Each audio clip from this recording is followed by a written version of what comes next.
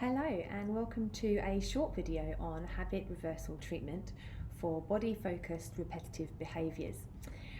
This video will particularly focus on skin picking disorder, but this can apply to hair pulling, cheek biting and a few others. So there's a list there for you. However, that's not exclusive. So this actually may work for other habits that you could possibly try it out for, but there are other treatments out there also that I recommend looking into, such as cognitive behavioural therapy and a few others. But this one is just on habit reversal treatment. So habit reversal treatment is composed of two phases. The first phase is based on awareness training. So the whole point in this part of the treatment is for you to become aware of what precedes your habit, what triggers your habit, what prompts your habit, what situations the habit takes place in. And so therefore you can identify those variables that correlate with when you decide to pick. That then feeds into phase two. Now with phase one, in order to self-monitor your behaviour, you can record each episode. Now with skin picking, it would be recommended to record each episode of picking. Now as a person that has struggled with this disorder for over a decade, I know that sometimes I can pick for 10 minutes, maybe it might just be a one pick for 1 second, or it could be a picking session for 45 minutes. In which case there's a lot of picking taking place in those 45 minutes. So I recommend you count that as one episode. Now the point in doing this is you may be aware that you skin pick, hence why you're watching this video.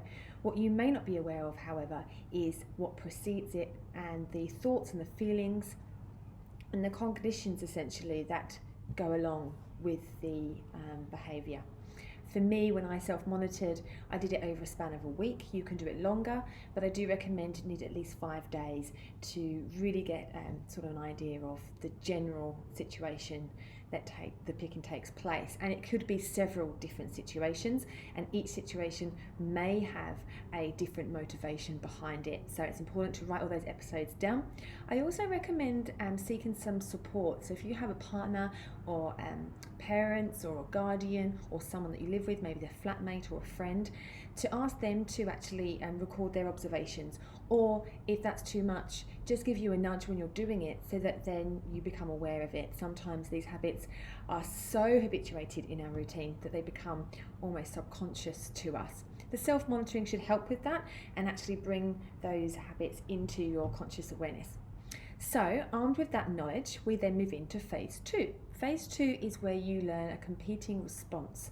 We call it the competing response training part. So here you want to identify some new behaviours, some adaptive behaviours that can take place instead of your habit. So for me, for instance, I may pick my shoulder when I'm sitting watching TV. I could potentially pick my fingers and particularly my face when I'm looking in the mirror, in the bathroom mirror after, let's say, my evening shower. So there's 3 different situations there, and one response to replace each of those behaviours may not be sufficient. So for watching TV, you may need something that is accessible at the time. For me, I use Blu Tack. I had Blu Tack on the coffee table. I could reach for that when I felt the urge to pick my shoulder, and I would play with that Blu Tack. And the sense of that manipulation of the Blu Tack, pulling it in, etc., that actually released some tension, which I identified as part of the reinforcing consequence that was part of the self-awareness training. It may be different with you, your motivations may be different, in which case you may seek out a different type of replacement behaviour. Common ones are filing your nails. It could also be just holding your fingers together.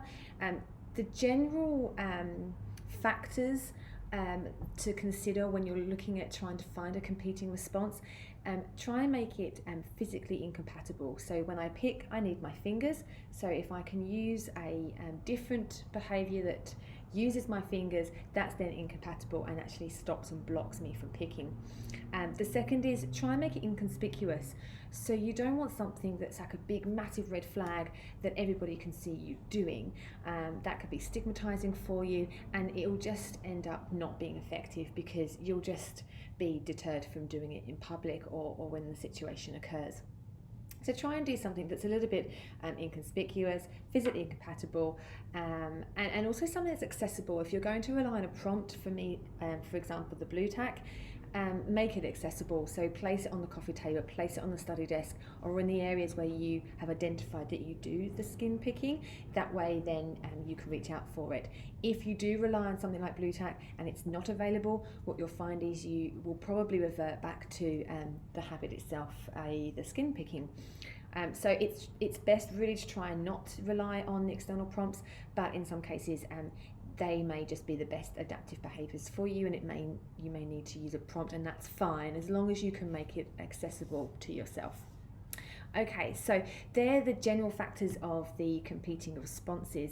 Then it's putting into practice. So when you put them into practice, try and do it through all the different situations. For me, it would be watching TV or in the bathroom. So looking at in the bathroom mirror was a prompt for me, because I would then be looking at my face. In that case, I was actually using flossing as an alternative behaviour, and I had floss available for me all the time. That way then you're generalising your responses, so you've got different response behaviours through all the different situations, and you're also generalising the stimulus because you've got different stimuli that's prompting you to take the alternative behaviour. So I hope that's quite helpful. It's very brief. The last thing I would encourage you to do is to review your practices. So when you are to put into place these competing responses, when you find yourself doing the competing response, i.e. taking the BlueTack at the time of urge of picking or flossing or whatever it might be that you've decided to choose as your competing response, when you do that behaviour, praise yourself. It can be internally, you could do it externally. Also maybe try and get your partners, loved ones, family members, friends that are around you, when they notice that you are engaging in the competing response instead of your old behaviour, ask them to praise you when they see it. Now, it has to be genuine, but that can really help, and you'll be surprised at how far that goes. So make sure you do praise yourself. That reinforcement will help you persevere with the practice. And when you do find yourself reverting back to the habits, it's very likely that's going to happen. Don't be too hard on yourself. That's okay. It's not a reason to give up. It's not a reason to suggest that this habit reversal treatment isn't working for you. It may be that the competing response is just not effective. So it may be a case of going back to the awareness training, maybe even self-monitoring again, maybe picking up on something that you didn't in the first round. Or it may just be simply just trying to find a new competing response that may be more effective and may work better. I've been through several and different ones will work for me as they do for you. So I've got a list here of some competing response behaviours as some hints and suggestions, but by no means that list is exclusive. So by all means, try and find your own for whatever works for you, for the situations that you take part in the picking. I wish you good luck, and feel free to put some comments in below to help others that may be watching this video. Take care.